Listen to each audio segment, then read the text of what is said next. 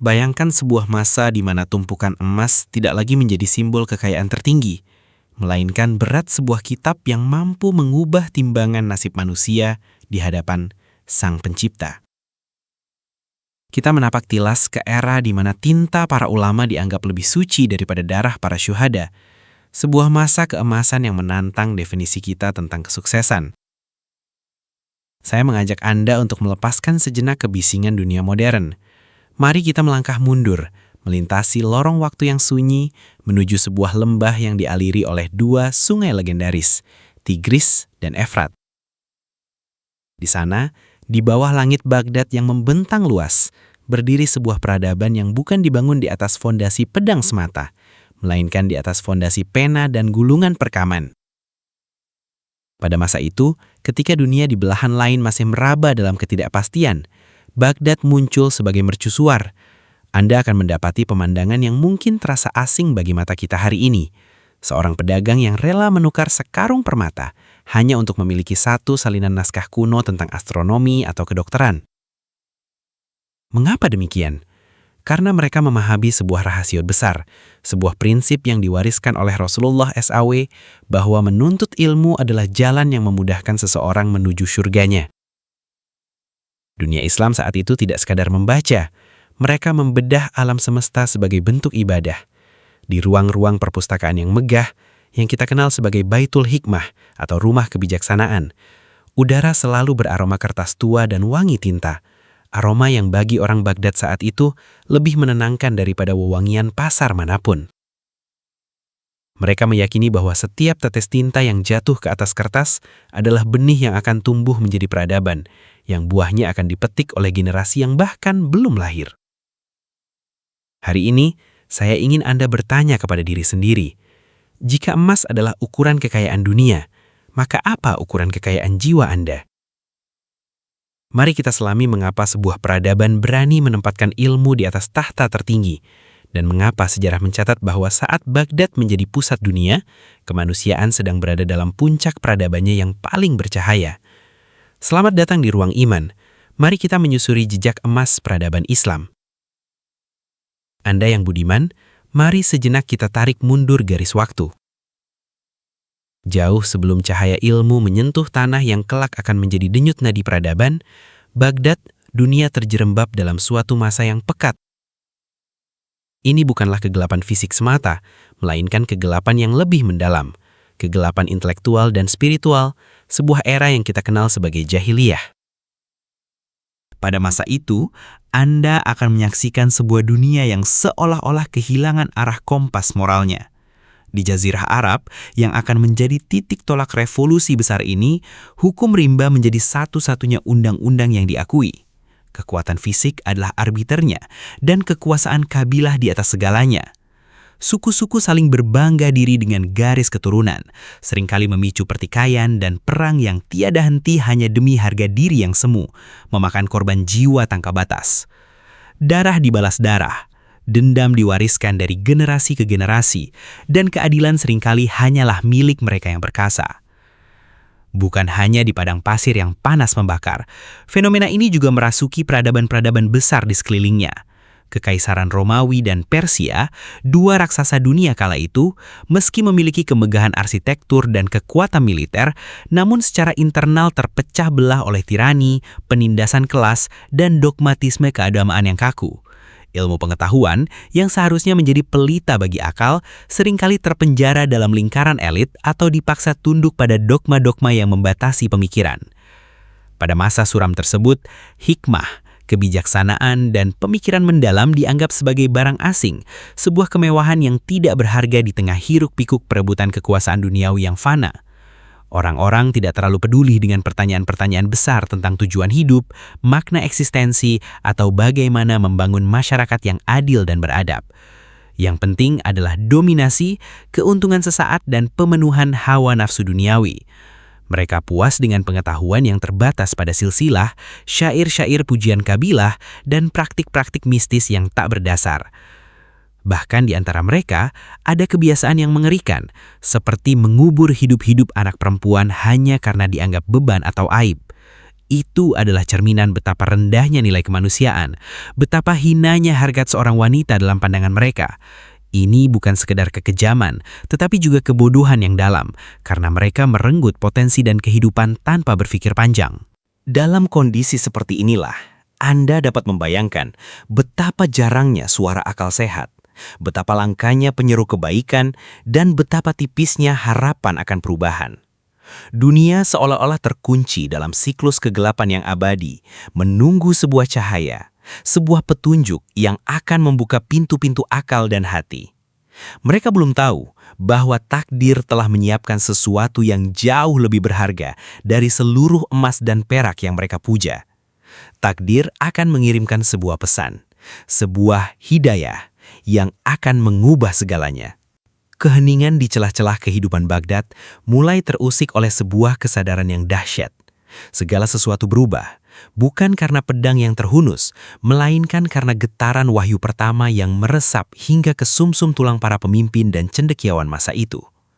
Perintah agung, Iqra, bacalah, tidak lagi menjadi sekedar ayat yang dibaca di atas sajadah. Ia telah mendarah daging dalam denyut nadi peradaban mereka. Mereka tersadar dengan sebuah kebenaran yang telak, bahwa membangun peradaban tanpa ilmu hanyalah ibarat mendirikan istana megah di atas hamparan pasir yang labil. Tanpa pondasi hikmah, kejayaan hanyalah fata morgana yang akan musnah tertiup angin zaman. Firmly, pada detik itulah Baghdad bermetamorfosis. Ia bukan lagi sekedar kota administratif, melainkan menjelma menjadi Madinat As-Salam, kota kedamaian yang bercahaya. Di sini, setiap sudut kota menjadi saksi bisu, di mana akal manusia dengan segenap kerendahan hatinya bersujud di hadapan wahyu. Mereka memahami bahwa ilmu adalah cahaya, dan tanpa cahaya itu, kegelapan kebodohan akan menelan martabat manusia. Softly, Anda akan menyaksikan bagaimana para khalifah dari dinasti Abbasiyah meletakkan emas bukan sebagai standar kekayaan tertinggi. Bagi mereka, sebuah buku yang diterjemahkan dari bahasa Yunani atau Sanskerta ke dalam bahasa Arab memiliki nilai yang jauh melampaui timbangan emas murni. Dikisahkan, ketika pertempuran usai, ada tradisi di mana perpustakaan diberikan prioritas utama dalam pendanaan. Mengapa demikian? Karena mereka memahami filosofi mendalam bahwa emas hanya bisa memberi makan fisik, namun ilmu mampu memberi makan peradaban. Wisely. Di Baghdad, seorang ilmuwan tidak akan pernah merasa risau akan kebutuhan hidupnya, sebab masyarakat dan negara telah memandang mereka sebagai penjaga lentera dunia. Anda bisa membayangkan suasana di Baitul Hikmah, rumah kebijaksanaan, di mana debu kertas tua bercampur dengan wangi tinta, dan perdebatan ilmiah bukan lagi tentang menang atau kalah, melainkan tentang mencari hakikat kebenaran yang bersumber dari rahmat Allah SWT. Passionately. Ini adalah momen di mana intelektualitas menemukan rumahnya. Mereka menggabungkan rigoritas logika dengan ketundukan iman. Disinilah, untuk pertama kalinya dalam sejarah, dunia melihat bahwa kemajuan teknologi, matematika, kedokteran, dan astronomi tidak menjauhkan manusia dari Tuhan, melainkan justru semakin mendekatkan mereka untuk bersujud, mengagumi keteraturan alam semesta yang telah dirancang Sang Pencipta dengan presisi yang persempurna. Softly and warmly. Baghdad pun menjadi mercu asar. Ketika dunia lain masih tertidur dalam kegelapan, Baghdad sudah terjaga. Menatap cakrawala ilmu pengetahuan dengan mata yang tajam, didorong oleh semangat yang lahir dari wahyu yang tidak pernah lekang oleh waktu. Pause for contemplation. Alhamdulillah. Softly. Di bawah langit Baghdad yang membentang luas, cakrawala tidak hanya diisi oleh bintang-bintang yang menjadi pedoman para musafir, tetapi juga oleh keringat dan lelah ribuan penuntut ilmu. Bayangkanlah, seorang pemuda dari pinggiran Bukhara atau pelosok Andalusia mengikat untanya di tepi kota, membawa beban yang jauh lebih berharga daripada karavan emas manapun, lembaran-lembaran catatan manuskrip yang ditulis dengan tinta hati. Mereka menempuh perjalanan berbulan-bulan melintasi gurun yang membakar. Kulit mereka menghitam terpanggang matahari, bibir pecah-pecah karena dehidrasi, namun langkah mereka tidak pernah goyah. Mengapa? Karena bagi mereka, satu hadis dari Rasulullah SAW atau satu rumus astronomi yang akurat adalah cahaya yang mampu menuntun umat keluar dari kegelapan jahiliyah. Mereka tidak mengejar harta, mereka mengejar sanad. Mereka tidak mengejar popularitas, mereka mengejar ridho Allah SAW. Saat mereka memasuki gerbang Bait Al-Hikmah, keajaiban pun mulai. Namun di balik megahnya arsitektur dan tumpukan kitab-kitab dari Yunani, Persia, dan India yang diterjemahkan, sebuah ujian besar menanti. Baghdad adalah kawah candra di muka pemikiran. Berbagai filsafat dunia dengan logika-logika yang memikat dan menggoda akal bertebaran di setiap sudut majelis ilmu. Disinilah ketekunan mereka benar-benar diuji. Ujiannya bukan lagi sekedar lapar di tengah padang pasir, melainkan bagaimana menjaga kemurnian tauhid saat logika manusia mulai dipertuhankan. Apakah mereka akan hanyut dalam banjir filsafat yang menjauhkan dari wahyu, ataukah mereka akan tetap teguh memegang prinsip bahwa akal hanyalah alat dan wahyu adalah kompas yang tidak pernah salah? Saya mengamati sejarah ini dan menemukan satu pelajaran besar. Para ulama saat itu, seperti Imam Al-Ghazali di masa keemasannya, atau para ilmuwan seperti Al-Khawarizmi, mereka melakukan penyaringan. Mereka membaca teori-teori dunia dengan kecerdasan yang tajam, namun mereka membacanya dengan hati yang selalu bersimpuh kepada Sang Pencipta. Mereka meyakini bahwa ilmu yang bermanfaat adalah ilmu yang membawa pemiliknya semakin tunduk kepada kebesarannya. Seringkali, di keheningan malam Baghdad, di saat orang lain terlelap, mereka masih duduk di depan lampu minyak. Jemari mereka menari di atas kertas, menyusun argumen, membantah syubhat, dan memurnikan pemikiran agar generasi setelah mereka tidak tersesat. Mereka paham benar peringatan Allah dalam Al-Quran bahwa ilmu yang sejati tidak akan tumbuh dalam hati yang sombong, melainkan pada mereka yang takut kepada Allah. Quran Surat Fatir ayat 28. Inilah perjuangan yang sunyi namun heroik. Mereka tidak berperang dengan pedang, melainkan dengan ketajaman nurani dan kedalaman intelektualitas. Mereka membuktikan kepada dunia bahwa ketika ilmu pengetahuan dipadukan dengan iman yang murni, maka peradaban tidak hanya akan berdiri tegak, tetapi akan bersinar melampaui zaman.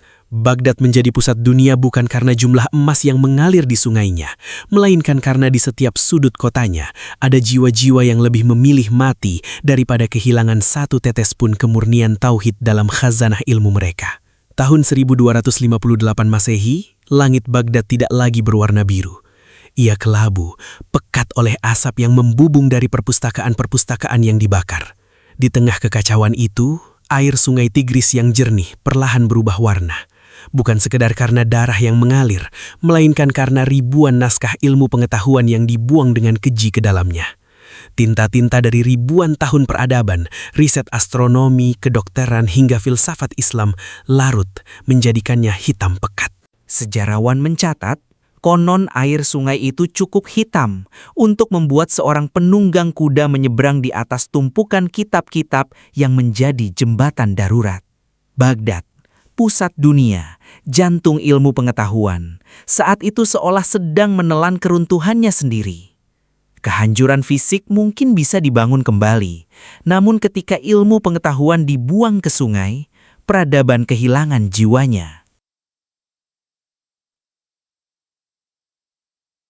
Jika hari ini kita merenung, bukankah ini menjadi cermin bagi diri kita masing-masing? Dalam surah Az-Zumar ayat 9, Allah SWT berfirman yang artinya, adakah sama orang-orang yang mengetahui dengan orang-orang yang tidak mengetahui? Sesungguhnya orang yang berakallah yang dapat menerima pelajaran.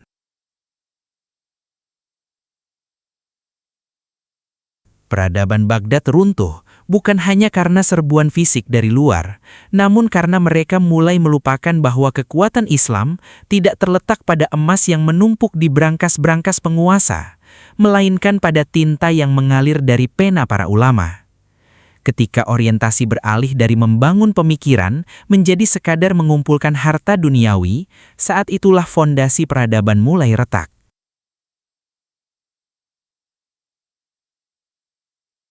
Sekarang saya bertanya kepada Anda, jika hari ini waktu, tenaga, dan pikiran Anda jauh lebih banyak tercurah untuk mengejar tumpukan harta daripada kedalaman ilmu, apakah Anda sedang membangun peradaban bagi generasi setelah Anda, atau justru sedang mengundang keruntuhan bagi jiwa Anda sendiri?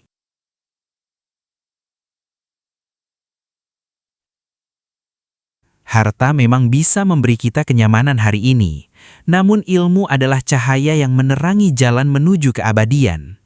Harta akan habis dan ditinggalkan saat raga tak lagi bernyawa. Namun ilmu yang bermanfaat adalah investasi yang tetap mengalirkan pahala meski jasad telah menyatu dengan tanah.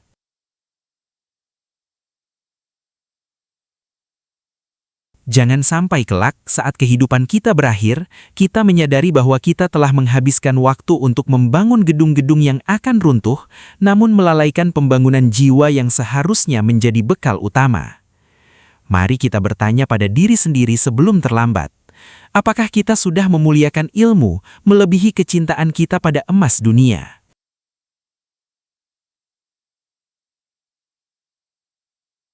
Karena sesungguhnya, sebuah jiwa yang kosong dari ilmu adalah awal dari sebuah kehancuran yang nyata.